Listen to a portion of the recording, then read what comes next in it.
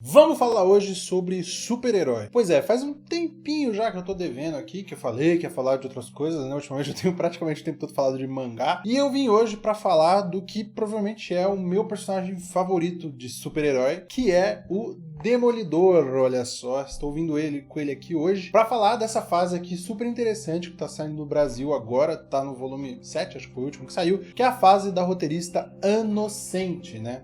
Essa fase aqui, uma fase muito emblemática do Demolidor, tem uma saga sensacional, que é a saga da Meredith Floyd, e a fase por si só é muito boa, tem muita coisa legal. Você já assistiu série do Demolidor na Netflix, você vai curtir pra caramba, é muito bom mesmo, eu tô adorando ler. Tá saindo agora pela primeira vez no Brasil, acho que nunca tinha sido publicado, pelo menos foi o que eu vi, eu não tenho certeza, eu posso estar falando mentira aqui, tá? Eu já aviso isso de antemão. Posso estar falando mentira aqui, me corrijam se eu estiver errado aí nos comentários, quem entende melhor do que eu. Mas ela tá saindo nesse formato aqui, que inclusive é um dos meus favoritos ultimamente, que é o formato Saga, né? É um formatinho, tipo, um encadernadinho, mais barato e tal.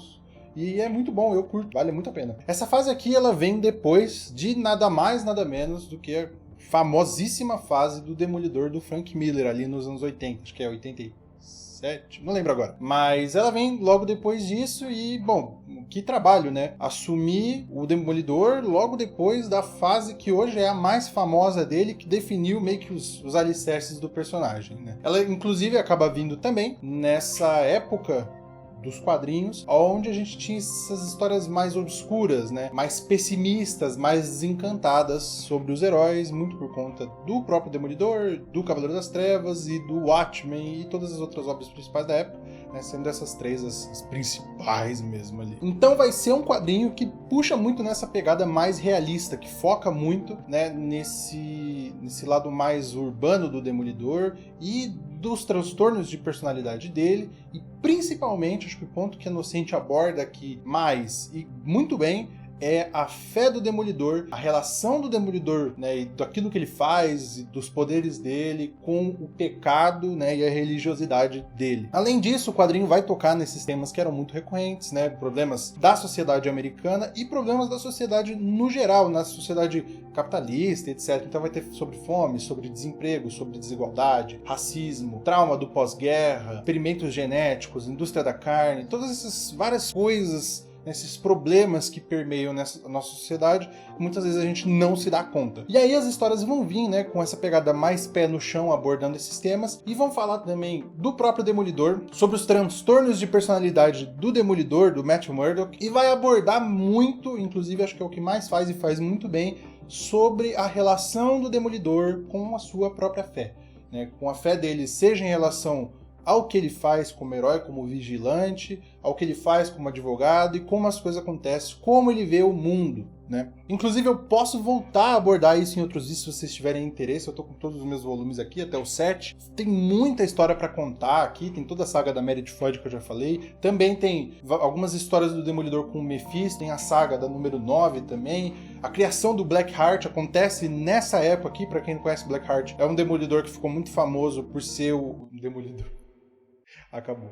É um vilão que ficou muito famoso por ser um dos antagonistas do Motoqueiro Fantasma, mas foi criado aqui pela Inocente pro Demolidor. Inclusive, era um personagem que também ficou muito famoso por causa do Marvel vs Capcom. Eu adorava jogar de Blackheart, era muito da hora. Bom, mas pra não me perder aqui também, não viajar muito longe, né? Vamos voltar aqui pra onde a gente estava. Constantemente aqui nas histórias da Inocente, a gente vai ver vários personagens, principalmente mais no começo, né? Ela diminui depois que ela vai desenvolvendo mais a trama pra outros lados, mas a gente vai vendo vários personagens que têm histórias parecidas com o Demolidor, de traumas e de habilidades, esse tipo de coisa, mas que acabam descambando para um lado mais vilanesco, mais cruel mesmo, né? Por conta de pequeníssimas diferenças, mostrando que o Demolidor e esses vilões não são tão distantes assim, e que o Demolidor, às vezes, literalmente, tá numa corda bamba entre o pecado e o bem, a justiça e o mal, ele tá sempre bambeando entre um e outro. E o que faz ele se estabelecer no meio é justamente a sua fé,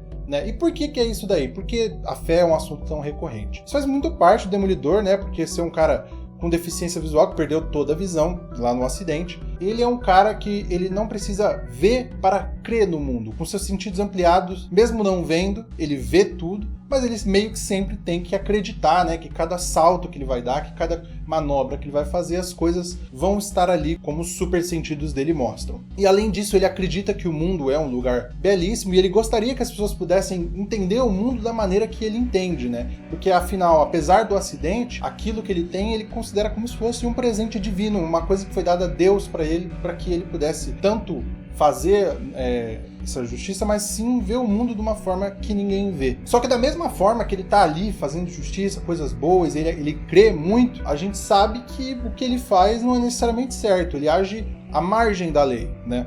Ele vai lá, vestido de demônio, inclusive, né, bater nas pessoas para resolver os problemas.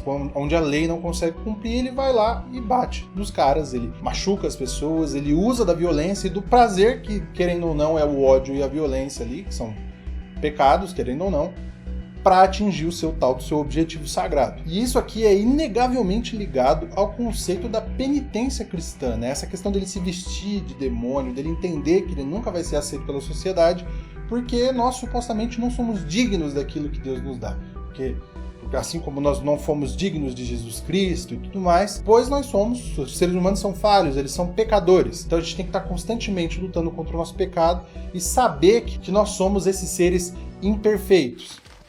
Inclusive, estou vindo aqui no meio para falar que se você está assistindo o vídeo daqui, pelo amor de Deus, deixa o seu like. Creia que esse vídeo é bom demais, esse canal é sensacional. Deixa o seu like, se inscreve aí, compartilha, ativa o sino, todas essas coisas do YouTube. Ajuda demais, o YouTube ele tem esses negócios. E como, querendo ou não, eu não consigo postar sempre, essa ajuda que vocês dão é muito significativa. O último vídeo de Rei de Lata foi muito bem, inclusive muito graças ao próprio Jeff, que viu o vídeo, valeu Jeff. Mas compartilhem os vídeos, faça esse canal ser mais conhecido para que eu possa talvez me dedicar a fazer mais vídeos por semana, ou pelo menos um vídeo toda semana, porque tá difícil a minha situação. Beleza? Vamos continuar.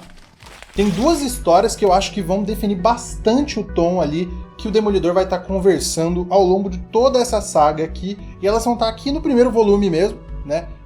Eu vou bagunçar um pouquinho a ordem delas, principalmente porque a primeira tem um valor simbólico muito legal. A primeira história vai ser o Natal Sinistro, é uma história ali mais curtinha, são 20 e poucas páginas, onde o Demolidor tem que enfrentar um herói pequeno chamado Gaiato, que se chama de Mestre dos Disfarces. Em nenhum momento, inclusive, a gente sabe qual que é o verdadeiro rosto do Gaiato, porque ele constantemente está trocando de face, e acho que é isso mesmo, inclusive, é muito importante para o desenvolvimento dessa história. O Gaiato é um cara que vê no Demolidor uma figura ser atingida. Ele não entende como que as pessoas podem simplesmente louvar esse cara e menosprezar outras pessoas como ele. Então ele resolve se fantasiar, né? Ele se fantasia de anjo, com uma caveira na cabeça, e vai se pendurar no meio de Nova York, ali perto do Natal, para fazer um espetáculo pra galera. A questão é que ele não tem equipamento de segurança nenhum e também não tem preparo para isso. O Demolidor, passando na região, vê que o cara tá em perigo e corre para ajudar ele. E aí ele caiu no que o Gaiato queria ali de início, para fazer o anjo ali lutar com o demônio. E o Demolidor acaba ficando literalmente nessa corda bamba. A multidão querendo assistir aquele espetáculo do Gaiato, e o Demolidor, aquele vestido de demônio, tá atrapalhando eles. Então ele é colocado ali numa literal corda bamba no meio da cidade, enquanto é vaiado pela população embaixo, ao tentar salvar o Gaiato e salvar a população, já que o Gaiato também acaba atacando umas pedras, fazendo umas coisas que pode acertar as pessoas. E essa cena por si só da corda bamba tem um valor muito simbólico, por motivos óbvios, né? Justamente é essa disputa que a gente vai ver o Demolidor correr ao longo de toda a saga. Óbvio, em situações diferentes, pecados diferentes, tratando de diversos assuntos, mas é sempre o Demolidor nessa corda bamba entre o bem e o pecado, tentando fazer o bem, onde muitas vezes ele é visto como o demônio da situação, né? Enquanto o outro, que muitas vezes é o criminoso ou está em perigo, é visto como um anjo. E o Gaiato, ele é uma representação geral dos vilões, né? Porque constantemente ali, depois que o Demolidor acaba pegando ele começa a trocar de face, assim como eu tinha dito no começo, a gente nunca sabe qual que é a real face dele. Porque muitas vezes os vilões são vistos como anjos, como os demônios, como crianças, como adultos, como mulheres, como homens. Mas isso não importa tanto, porque no final o que importa de verdade é que elas são pessoas em perigo ou perdidas pelo pecado, e o Demolidor tá ali meio que tentando cumprir esse seu papel, entre muitas aspas. E aí a gente entra agora em mais uma parte que é definidora ali para a personalidade do Demolidor ao longo de todas essas histórias, que é a dúvida cristã. A dúvida se a gente realmente está fazendo bem. O que faz o Demolidor se manter no caminho do bem ali, diferenciar ele dos vilões, é que ele sempre duvida. Duvida da própria imagem, duvida dos seus atos, duvida se ele realmente está fazendo bem. Ele para pensar, será que isso aqui é o correto? Será que isso que eu estou fazendo é merecedor de algo? É merecedor de ser chamado de justiça, por exemplo? E ele faz esse questionamento, né? Ele exercita isso daí várias vezes. Aqui no Gaiato não é diferente. O Gaiato começa a fugir, e em certo momento ele para e o Demolidor percebe que ele é só um homem desesperado, que vê no Demolidor a imagem do homem perfeito do qual ele gostaria de ser. Ele vê no Demolidor uma imagem a ser seguida. E aí o Demolidor, sem conseguir encontrar palavras, porque o Demolidor não se acha digno, não se acha perfeito, ele não consegue dizer nada pro Gaiato, que um pouco depois acaba tomando um raio, né, atraindo um raio para si mesmo ali, e acaba morrendo. E o Demolidor entra então na dúvida, porque se é essa imagem que ele cultiva, é melhor ele rever como a imagem dele se relaciona com as pessoas, porque ele acha ali que as pessoas estão vendo ele como perfeito, ele não se considera, ele se considera alguém pecaminoso. E a segunda história que dá bastante o tom dessa saga toda do Demolidor é a história que envolve o vilão Podridão. Na verdade são duas historinhas curtas ali, né, que formam uma coisa só. Inclusive eu já queria falar de antemão aqui que bastante das coisas que eu vou falar aqui são inspiradas no vídeo do Link, do Quadrinhos na Sarjeta, né? Eu gosto muito do canal dele. Geralmente, quando eu tô tentando escrever roteiro, eu evito ficar vendo vídeos no YouTube para não acabar emitindo coisas exatamente muito parecidas, por realmente ter me inspirado, né? Eu costumo procurar minhas referências em outro lugar. Mas aconteceu porque eu assisto sempre o canal dele, não tinha muito o que fazer, eu já tava escrevendo roteiro, o vídeo dele saiu, aí eu vi e não tenho o que fazer, influenciou minha opinião. Mas eu vou deixar o vídeo dele aqui nos cards, se vocês quiserem ver. Eu não sei onde estão os cards aqui, eu não sabia agora. Mas eles estão em algum lugar. Assistam lá os vídeos do Link, ele é bom, ele tem mais propriedade pra falar das coisas que eu, até porque ele é pesquisador da área e eu sou só um entusiasta aí, né? Mas bom, quem que é então o Podridão? O Podridão é um vilão menor aí do Demolidor, que foi inclusive criado aqui, né? Que é representado pela figura desse rapaz albino que vê o mundo de uma forma completamente diferente, assim como o Demolidor. Só que, diferente do Demolidor, que vê tudo muito belo, que tem super sentidos, ele vê todos como um monstro. Ele considera o mundo, os prédios, as coisas, como se fossem grandes organismos e que as pessoas do mundo são esses monstros que estão envenenando esse organismo. E aí vai, né, o conceito dele de estar envenenando é muito abrangente. Desde a mulher grávida que ele liga que está fumando até uma pessoa com deficiência ou pessoas de outras etnias podem ser pessoas que maculam esse organismo. E, inclusive, ele tem uma visão, às vezes, até médica, né, desse mundo. Ele é um encanador, inclusive, você vê ele falando do encanamento como se fossem artérias, né? E daí até que faz bastante sentido a arma dele que ele usa ser um bisturi. Então, inevitavelmente, essa história vai estar falando de fé, né? No caso aqui, a gente tem, de novo, o Demolidor, aquele que duvida da própria fé, que duvida do seu próprio caminho e sempre dá um passo para trás para olhar as coisas, tentar olhar as coisas com clareza e pensar direito se aquilo que ele está fazendo é correto. E o Podridão, que é um completo fanático pelo aquilo que faz, ele acha que aquilo que ele está fazendo é algo divino, que ele está limpando o mundo de um mal maior e que ele é como se fosse um faxineiro desse mundo, aquilo que ele faz é muito importante. E a gente acaba vendo vários momentos legais do Demolidor ali questionando a figura do herói. Primeiro a gente tem ele conversando com a Natasha, né, que está envolvida num caso de tentar limpar a imagem dos heróis, ver eles como boas pessoas, enquanto a opinião pública meio que crucifica eles. E ele diz para ela que de nada importa a santidade dos heróis, o que importa é que a gente continue agindo, não importa o que as pessoas falam. Porque somos pecadores mesmo, é mentira isso daí de que nós somos bons, não importa se eles nos odeiam, nós temos que fazer o que é necessário para ajudá-los. E aí a gente vê de novo, tem um quadro muito bom, que o Demolidor duvidando daquilo que ele faz, né, porque ele tenta salvar uma prostituta ali do Podridão, né, após ele acabar dando um passo para trás, porque, bom, o Podridão até ele não tinha cometido nenhum crime, mas quando ele propriamente dito, vai cometer a parada, ele vai pra trás e tenta salvar a menina, e ele acaba tendo que bater em todos os amigos dela pra salvá-la. E ele se questiona, será que isso que eu faço é correto? Por que eu tenho que bater em tantas pessoas para poder salvar outra? Por que eu preciso trazer tanta desgraça, tanta violência para supostamente fazer essa minha justiça divina? Né? Ele volta-se, mas é essa dúvida que mantém ele ali, né? Mantém ele com o pé no chão e se diferencia do Podridão. Até que eventualmente a gente conhece um pouco do passado do Podridão, né? Quando jovem, quando criança mesmo, ele foi criado por uma mãe super protetora, não deixava ele assistir TV, não deixava ele comer nada, não deixava ele fazer nada, criava ele dentro de uma bolha mesmo, porque tudo era venenoso, as coisas...